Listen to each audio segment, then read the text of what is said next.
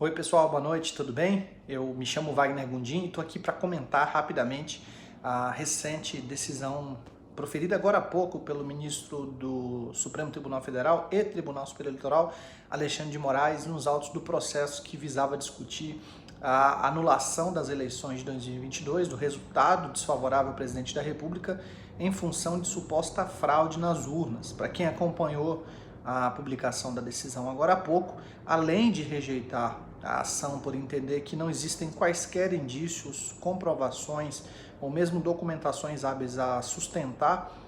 o apontamento de fraude em questão,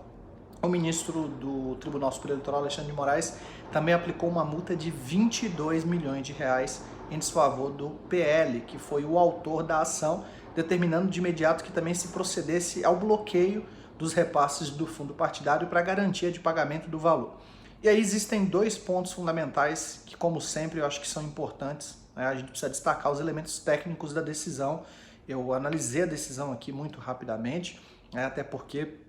eu não vou entrar no mérito da discussão a respeito das urnas, porque me parece ser não apenas um absurdo jurídico, mas uma completa falta do que fazer. Gente, é óbvio que as urnas elas podem ser objeto de aprimoramento. É isso, inclusive, que o Tribunal Superior Eleitoral vem fazendo nos últimos anos, nas últimas décadas, desde que o sistema eletrônico de votação, na verdade não é nem eletrônico, né? Que a gente chama de urna eletrônica, mas ela não tem nenhuma ligação eletrônica, ela não tem ligação com a internet, né? Então é um sistema automatizado de cômputo de votos. Desde que a urna foi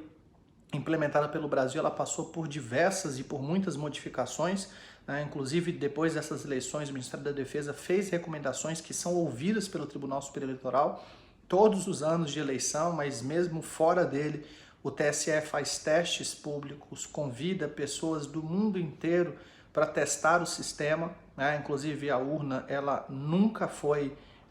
invadida com sucesso, ela tem diversas camadas de segurança, e as pessoas que são convidadas a tentar invadir as urnas, elas não conseguem, né, invadir o código-fonte. Então isso mostra que o sistema das urnas ele é seguro, inclusive é elogiado pelo mundo inteiro. Então é um absurdo. E para quem analisou a ação, e não apenas a ação, mas os fundamentos do próprio PL, percebe a fragilidade dos argumentos. Primeiro, gente, e inclusive essa foi, né, a grande, digamos, sacada do Alexandre de Moraes, foi determinar que o PL emendasse, né, aditasse, modificasse, para incluir na sua petição que o pedido de anulação também se estendesse para o primeiro turno, porque as mesmas urnas que foram utilizadas no segundo turno, elas foram utilizadas no primeiro turno, né? E assim, é no mínimo estranho, para não dizer conveniente, que o pedido não tenha sido também para o primeiro turno, porque o PL elegeu a maior bancada do Congresso Nacional. Então a gente percebe que realmente esse pedido de anulação é apenas para alimentar, né, o discurso golpista de alguém que perdeu as eleições de forma legítima, que não aceita o resultado eleitoral e quer continuar insuflando parte da população para tentar levar as suas pautas que a gente já percebeu que são antidemocráticas, né? É óbvio, como eu sempre falo, inclusive eu tenho vários artigos discutindo a questão das urnas, um que saiu recentemente publicado em que eu e o Jean, né, a gente sugere a utilização do blockchain para dar mais segurança e transparência ao processo eleitoral por meio das urnas, mas a gente sempre faz essa discussão do ponto de vista programático, né, pensando na melhoria e não tentando atacar as urnas ou atacar as eleições sob o argumento de nulidade. Inclusive eu postei mais cedo alguns esclarecimentos publicados pelo Aos Fatos, né, o site Aos Fatos, que demonstrou claramente que não existe nenhum fundamento. Inclusive, se a gente fosse acatar o argumento de que o erro de logs que foi apontado, que sequer existe, né, tecnicamente, como eu disse, a reportagem ela esclarece isso de forma muito didática, né, as eleições de 2018, o resultado eleitoral também poderia ser contestado, porque parte das urnas parte das urnas foram utilizadas para a eleição de 2018. Então, assim, a gente percebe que não existe fundamentação, certo? Então, tirando essa parte, que para mim ela não deveria nem entrar em discussão, porque a gente sabe que não existe fundamento com relação à questão das urnas, a gente precisa analisar o aspecto processual, e aí, como eu sempre digo, né, a gente tem que saber tecnicamente o significado dessas coisas. A gente precisa entender se tecnicamente a decisão do ministro em aplicar uma multa exorbitante de 22 milhões de reais realmente foi a decisão mais acertada. E aí, a primeira coisa que a gente precisa entender é o que é considerado como litigância de má-fé. Então, quando o Código de Processo Civil ele estabelece a ideia da litigância de má-fé, ele vai atribuir como litigante de má-fé, dentre outros, aqueles que alteram a verdade dos fatos ou que tentam se utilizar do processo para fins escusos, para fins proibidos, né? Porque o Código de Processo Civil, mas não só ele, estabelece como um dos seus princípios e parâmetros a ideia da boa-fé objetiva, de que as partes precisam guardar o respeito à boa-fé, né, o respeito às instituições, e isso se aplica para todos os ramos do direito. Então, quando se estabelece lá no Código de Processo Civil a possibilidade de se colocar uma multa por má-fé, o que o Código de Processo Civil está dizendo, olha, se você tentar burlar as regras do jogo, você pode receber uma penalidade. Agora, a grande questão é a seguinte: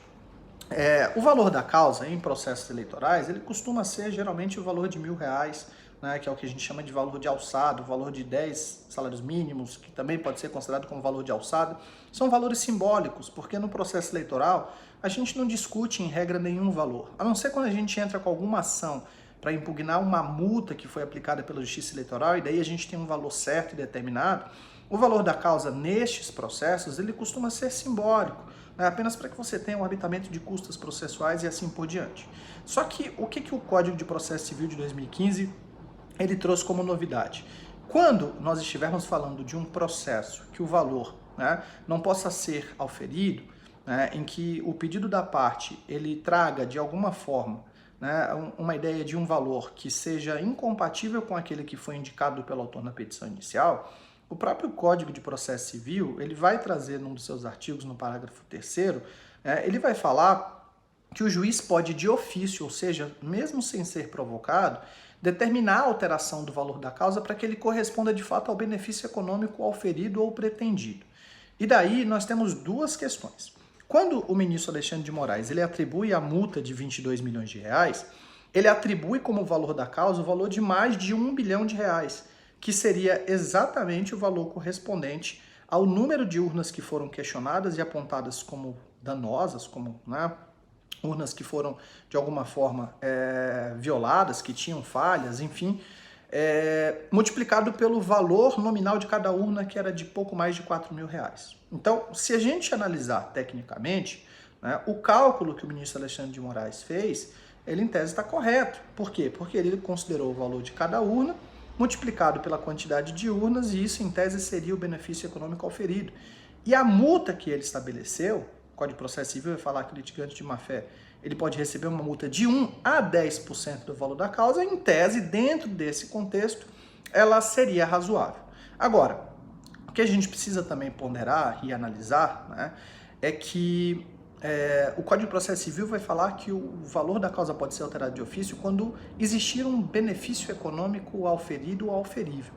E não me parece, nesse caso, que existe um benefício econômico auferido. É óbvio que indiretamente, né, se você tem uma discussão como essa, existem efeitos econômicos que são implícitos, mas num processo eleitoral em que você tem, né, uma discussão que é muito mais técnica, muito mais teórica, muito mais do direito constitucional e eleitoral, eu acho muito difícil você aplicar esse cálculo que foi aplicado, né, em mais de R$1 bilhão como valor da causa, e aplicar uma multa que é de R$22 milhões, que é uma multa altíssima, né, e que com toda certeza, apesar de todos nós sabermos, né, pelo menos quem consegue visualizar as coisas, né, sem as amarras da ideologia cega, consegue perceber que o partido político ele entrou com a ação apenas para satisfazer os interesses de alguém que perdeu as eleições e não aceitou o resultado, né? Mas o fato e me parece, que o valor de R$1 bilhão que foi atribuído para a causa não seria o mais adequado. O ministro Alexandre de Moraes poderia ter estabelecido, por exemplo, o valor em R$1 bilhão, né? Dizer que discutir a questão do processo eleitoral democrático pode trazer, óbvio, impactos, né, e aí estabelecer 2%, até 10% de R$1 milhão, mas R$1 bilhão me parece um valor exorbitante quando você analisa, como eu disse, que não existe um benefício econômico diretamente auferido. Uma coisa é eu discutir num processo civil, num processo judicial, né, um contrato milionário, bilionário, e aí você mente no processo, altera a verdade dos fatos. Como consequência, por óbvio, você vai ter que responsabilizar, porque existe uma discussão financeira. No processo eleitoral democrático, a discussão ela não é financeira, a discussão é de manutenção das instituições. Então, apesar, por óbvio, né, durante o processo eleitoral, o ministro Alexandre de Moraes ter acertado em muitos pontos, errado em algumas outras decisões. Como eu sempre faço questão de mencionar, a gente precisa criticar